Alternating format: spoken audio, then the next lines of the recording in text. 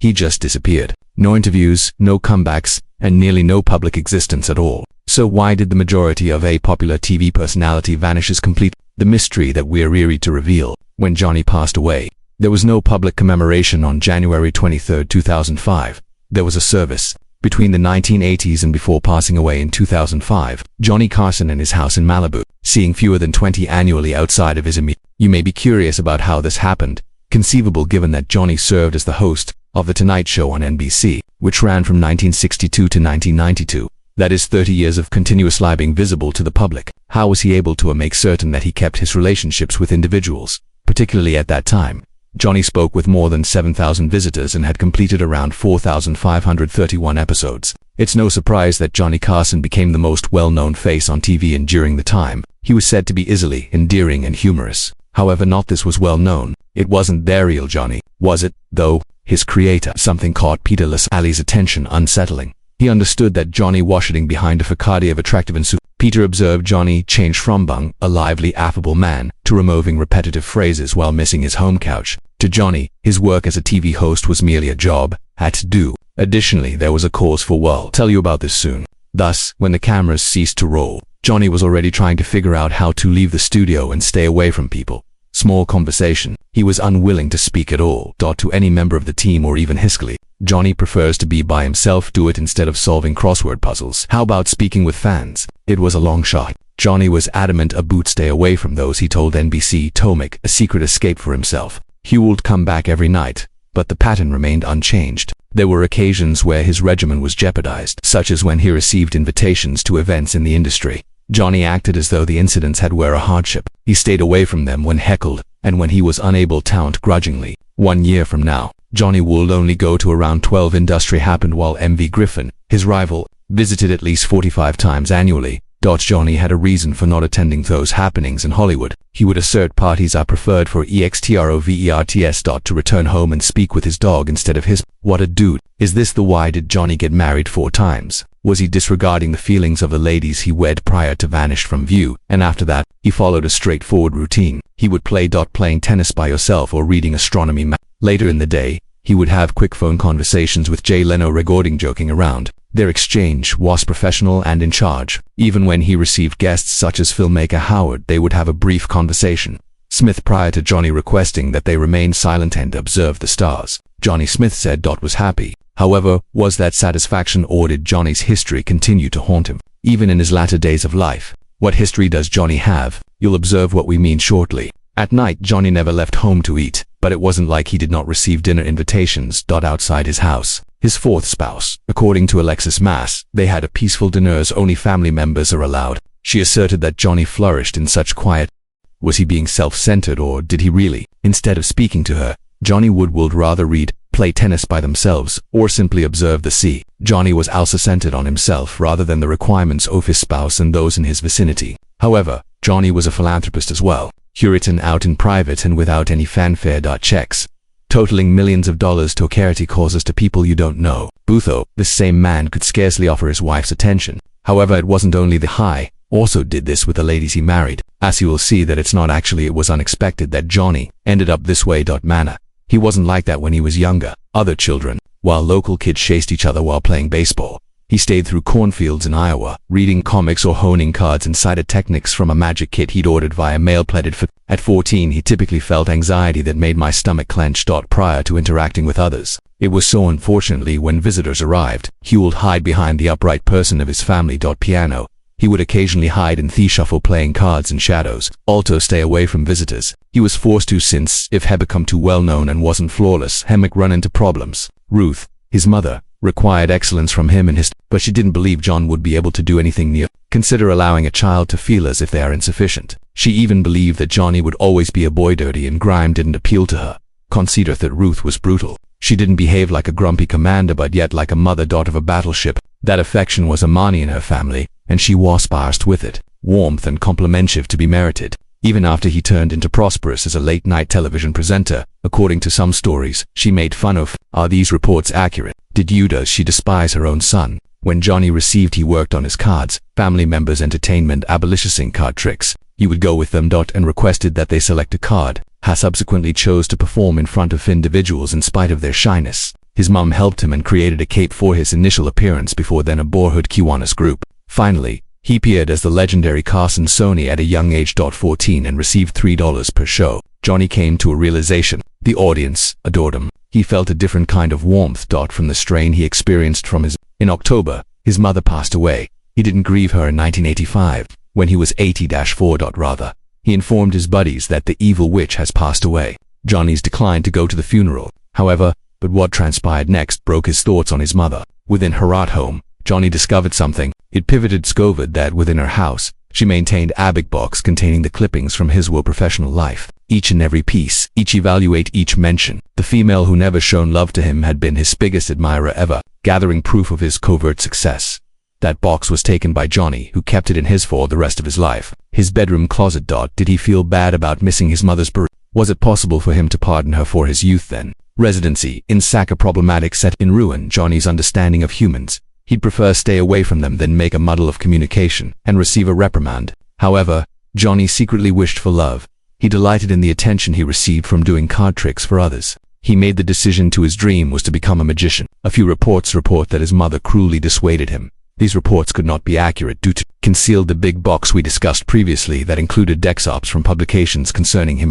Did she deter him? Initially, just to alter your mind afterwards. Alternatively, she might have opposed him becoming a magician and was content with everything. Otherwise, the time he spent in the USH he learned something about the Navy. In fact, he could. In the Navy, Johnny shown his capacity to participate in and prevail in physical warfare. He served in the Navy as an amateur boxer, and he only lost one of his 16 bouts. So, James V, the U.S. Secretary of the Navy, Forestio inquired if he would like to stay with the Navy, but Johnny declined, and declared his desire to become a magician. Rather, Forrestal had to be... He thus requested that Johnny put on a show for him. However, Johnny had aspirations beyond becoming a magician.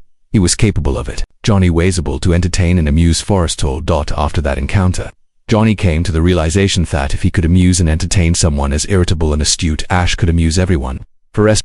Then he decided something. He had no intention of no longer to be a magician. He was leaving to write comedies. In order to do this, during his time at the University of in 1946, he majored in Nebraska. Composing comedies would enable them to amuse without actually engaging with others. But after several months in his program, Johnny changed classes in acting and speaking. Why the change of heart? Johnny had no desire to no longer compose comedies. He concluded that he was intending to perform on radio instead.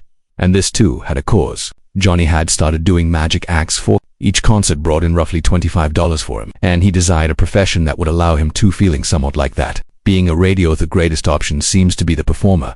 He finished college in 1949, but he would never perform on radio, but his collegiate education prepared him for the person he would become, a host on television. Additionally, after failing and not, Johnny gave up and eventually received his show. In 1962 on NBC. With someone who was introverted and shy side to host late-night television. Recall his peculiar view of love, because he received the affection and tenderness he had received as a child from viewers. Johnny became enamored. However, there was an issue. He couldn't or unwilling to attempt obtaining such affection from the women he wed. He didn't even check his 3 sons by his side for it. First union, the same as his mother according to him. Johnny gave his sons Acom, aloof indifference. How depressing. Johnny turned to become what but it wasn't because he had no regard for them. That even Johnny has several reasons for not wanting to appear in public. Stay put and observe it, we mean. There was an additional explanation. Johnny decided to date a television personality. The Bet Tonight show's format permitted for Johnny to appear as thou communication. The show was his counselling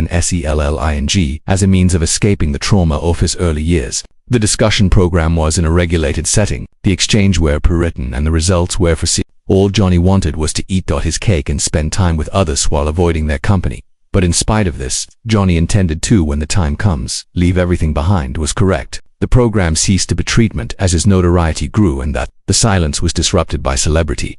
The camera that Johnny desired, that Gamovin cost him everything, and you'll soon to see on his show's set. He wasn't bothered by the cameras, although he desired complete seclusion, which fans refused to give it to him. But it appeared as though everything he accomplished was due to his early years, which acted as the blueprint for all subsequent actions. Say as an adult, that early years truly wasn't one he wanted to recall, and it wasn't the only explanation for why Johnny spent his latter years by himself. Although Johnny was ill, this aspect of him he wanted to keep it a secret from the world. September 2002, 2 years prior to after his passing, Johnny's agent maintaining his good health. even according to what Johnny himself informed CBS News. He was sake when tabloids continued to claim that he wasn't. However, Johnny was in trouble, and he was the one who caused his sickness himself. Let's clarify. Although it wasn't evident when Johnny started smoking, it was obvious. John liked smoking a lot, or did he? When Johnny smoked in the 1960s or including live TV, it was permitted at the time, and Johnny made the most of it. Or perhaps Johnny smoked in chains. With the disturbing information from NBC archives, Johnny probably smoked 40 to 60 cigarettes each and every day. That's one under a lot of stress, 3 full packs, in between speeches, and in between commercials. Johnny's lungs were being destroyed in real time as millions of Americans witnessed his "It looks awesome." However, this is what they failed to observe. Johnny coughed in his chest, weren't leaving. Physicians cautioned him regarding the cough, but Johnny persisted. Smoking. Not because he didn't want as well. He was unable to. He had an addiction and was too embarrassed to acknowledge it. He even told loved ones in private that he was dying of smokes. However, he kept smoking cigarettes throughout the day, as soon as he could. He felt bad about smoking a cigarette. And in the late 1970s, he acknowledged that he ought to have received assistance. If he did, perhaps he would be alive today. Johnny started to develop holes in his lungs and lost the ability to take oxygen in the manner they should. However, he continued smoking and continued to perform as the body cried out for help. Why would someone so smart would overlook such clear danger? Johnny's lung capacity kept decreasing, and eventually it was 60%. It got harder to work. For him, overcrowded rooms turned into oppressive to both him and the king of witnessed quick reactions. Started to gasp for breath after being surrounded by others. However, it wasn't only packed spaces that provided him ease. The stairs turned against him, and elevators were oppressive. Something was gravely incorrect. Then, in 1991, it was no longer possible to disregard danger.